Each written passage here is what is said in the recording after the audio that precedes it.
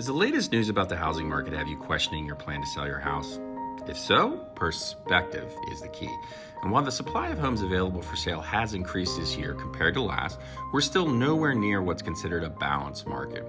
A recent article from Calculated Risk helps put this year's increased inventory into context. It shows supply this year has surpassed 2021 levels by over 30%, but the further back you look, the more you'll understand the big picture. Compared to 2020, we're just barely above the level of inventory we saw then. And if you go all the way back to 2019, the last normal year in real estate, we're roughly 40% below the housing supply we had at that time. Why does this matter to you? Well, when inventory is low and there's still demand for your type of house, prices will stabilize and start to increase again because there just aren't enough homes available for sale. And while homes aren't selling as quickly as they did a few months ago, the average number of days on the market is still well below pre-pandemic norms, in large part because inventory is so low. The graph here uses data from the Realtors Confidence Index by the National Association of Realtors to illustrate this trend.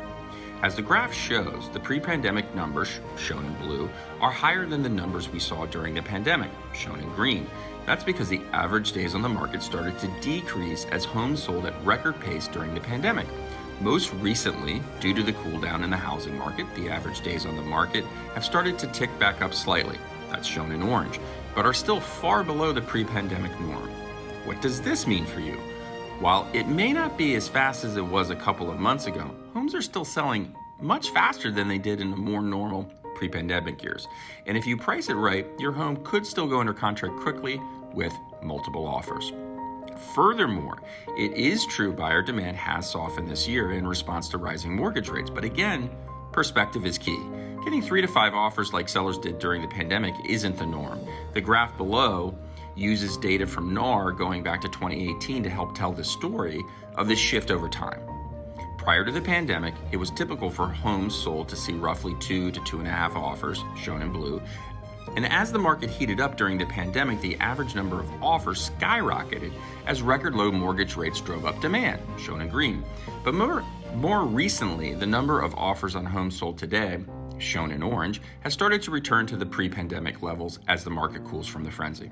So what's the takeaway for you? Well, buyer demand has moderated from the pandemic peak, but it hasn't disappeared. The buyers are still out there. And if you price your house at current market value, you'll still be able to sell your house today. Bottom line, if you have questions about selling your house in today's housing market, let's connect. That way you can make sound decisions based on sound data.